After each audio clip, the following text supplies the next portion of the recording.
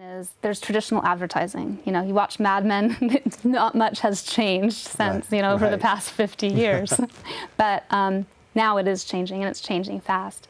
So we used to, rely on branded advertisements. Somebody, whatever you're used to, like the Coke is It kind of ad, and a clever slogan, and an image that's recurring, and some kind of archetypal theme. Right.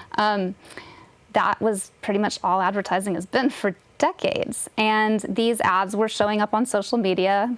Entities were paying to get the ads in front of people. But what's happening is people stopped clicking on the ads. They're not just on social media, they're on all kinds of digital, digital assets, Google ads, all of that. It's the same thing. It's, clickbait ads that aren't getting clicked. So if you're not getting your ads clicked, that's a problem if you're paying a whole lot of money to get them out there. So there was this sort of idea that, oh, well, if we make it something that's more relevant, more interesting, like an influencer, someone people admire using our product, right, maybe they'll click on it more. So there's this trend towards what's called influencer marketing. I think there was a slight uptick in click-through rates as that became a norm over time. But then what happened is people started seeing those ads also as, oh, wait a minute. Yeah, that person's just getting paid to hold this beverage or whatever right, it is. right. And I know that's really just another ad that's no different than the ones before. Right. That influencer doesn't really love whatever the product is. They're just getting paid. Now, there has actually been in the past year, on Instagram, you'll see this is paid for. This is a paid promotion, like on an influencer kind of ad. Right. So what people want is something that's genuine. Yeah. And they want it so badly, Yeah. They want it in every kind of way, and even a relationship in a digital world isn't genuine. And you see Right. this in the dating apps, like Yeah. it's not just social Right. media, but it's in these other ways we're trying to connect, but it's in like, there are 1,000 more potential dates for you, so why connect with this one? Right. Right, well, right. eventually you're gonna connect with no one ever, because it's just infinite. It's an infinite sea of stuff. Oh my So gosh. I think that the authentic and the genuine is what we're yearning for, Right. and it's what people will respond to. So I think Yeah. you're going to see in next-gen social media a trend towards leveraging the genuine. I think it was one of the Kardashians where there's also the absolute downside for the corporations who appear to be trying to brand themselves with a particular, could be a celebrity, an athlete, or some star, and they get put into the wrong environment with that particular company's label on themselves and things. And so pretty soon there's damage control in the social media environment on the corporate side. So talk a little bit about that, and even companies who actually are paying to have these social media things out there, and the potential downside risk for them. Certainly. So what we were just talking about is how the platforms are leveraging an audience and selling access to that audience to a variety of types of organizations. So one of the things they've done to overcome that issue is to really tighten up access. So if I'm an organization and I put out a post that I think is going to reach my audience, let's say I have 1 million followers. If I think my post is going to end up in front of 1 million followers, I'm wrong. The platforms are limiting that reach to like only 2% of those followers. And in order for that organization to reach the remaining 98%, they have to pay. So they pay this social platform. Well, the problem here is if I'm following something and they don't want to pay, there's 98% chance I'm not going to see the Right. thing that I want to learn about. So Right. maybe this is a nonprofit. Okay, let's just say there's some organization out there that wants to save the elephants. Right. And if they want to reach me, Right. they have to pay. So now that's not good. Right. Because I'd rather that money go to save the elephants than to reach me, somebody who's been following them, thinking that I'm getting informed by this organization at no cost. Now, by following a nonprofit that I care about, I'm actually costing them potentially money. This isn't really a great result. Wow. So these are some of the challenges that are, these things evolve, but there's Right. a way to fix them as well. Wow. So I think you're going to see next-gen social media Yeah. solving that type of problem. So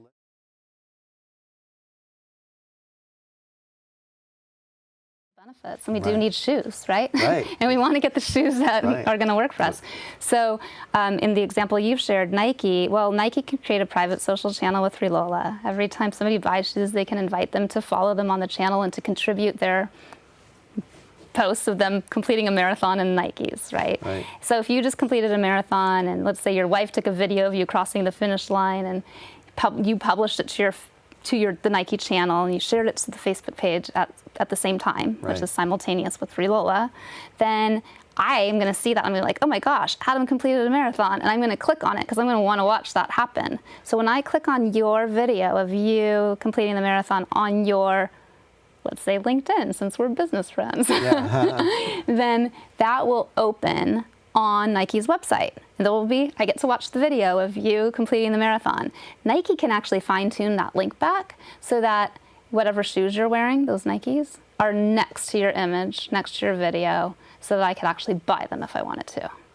And then Nike can send me a discount card, There you go. right? For No. Well, okay, so that's a slippery slope. Oh, so yeah, okay. actually, Nike can send you discounts Nike could do that if they wanted to. I wouldn't recommend it. I would recommend instead that Nike offers special exclusive opportunities and promotions to people who are following their channel, right? Right. And maybe if you post X number of times per year, then something. But what I don't think is beneficial to anyone is for Nike to give you a discount for that post, or send you like at 1% of every sale related to someone clicking on that, because then you become an influencer marketer and you're no longer genuine. Well, there we go. Right? So Right. you would lose that effect of like, Right. like you really love those shoes. You really Right. you really ran a marathon.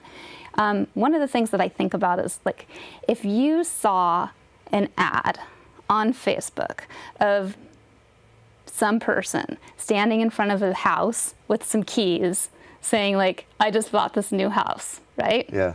And you didn't know that person, would you click on it? No. No, no way.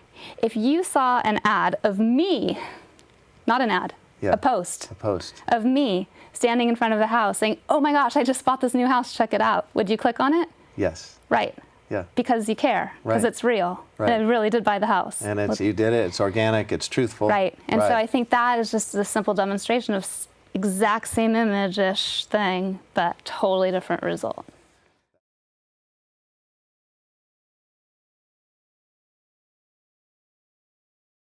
How can we get more authentic? Mm-hmm.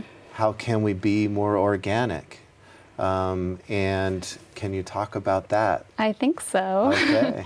Well, we created Relola to address some of these Right. problems. So we're pretty deep into it. And Relola is Yeah. your company. Relola is the company that I founded. And this is cool. So because we've had these big issues, Mm-hmm. and you've created this company, and you have this vision in mind that's Yes. next gen, and it's authentic, and it's organic. It is. Okay, let's hear it. Yeah, I hope Love it's also that. safe. Safe. Right? It won't That's kill you. Wonderful.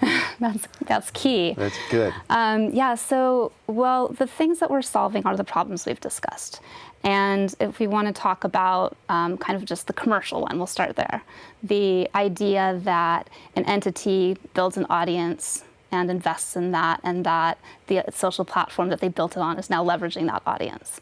With Relola, organizations can create what we call private social channels. So Relola is a technology tool that allows any website to be its own social platform, so they can own their audience. So in the case of, an organization that has 1 million followers, they can start inviting those followers to follow them on their own website. So instead of saying like, follow us on Facebook, it would say, follow us on our website, right? And so their audience, that's the natural audience for them, will start following them in their own private social channel. This can be part of their pre-existing apps if they have mobile apps, or it can be accessed through the Relola platform. Those channels live there as well, and through the Relola apps on mobile devices. And then when people post to that channel, their post will display on the social pages of that organization's website. So with Relola, content displays in a map and in a gallery, things we're familiar with and used to.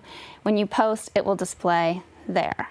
And so this is really important because when people are sharing and part of this channel, that organization is the only relationship they have. The relationship is with that group, with that org. The org messaged them all at once. They don't have to pay to reach them. It's their audience, and it's very much contained. So they're not getting fragmented, weird content coming at them. They're getting something that they literally have decided to be interested in and to follow, instead of random things. So I think that's one way. Yeah. The other is that when these users are sharing content to that organization, they can also simultaneously post it to their pre-existing social channels. And when their followers click on those posts, it will open up on that organization's website. So we're able to keep all of the activity around that content where it belongs, with the organization that's created that audience, which has created content on behalf of the organization. So this is working really well for nonprofits who want to get their message out, who want to build their awareness and get more donors and get more volunteers involved. It's fantastic for organizations for children. We did a test with the Boy Scouts in LA. Boy Scouts love Relola because it's monitored. Nobody can get in front of the Scouts. It's a private environment where the kids have to sign in and the parents can sign in to have access to this social world, but none of it is public. And so it's a really safe environment for children, which solves that problem, right? Right. The other problems that we discussed are, this sort of problem of feeling dissociated, unconnected, and having this almost chemical dependency on receiving content. Right. One of the challenges with that is that the content that's coming in is often frivolous. It can be like puppies and cappuccinos. It's not really content about things that you deeply care about. Right.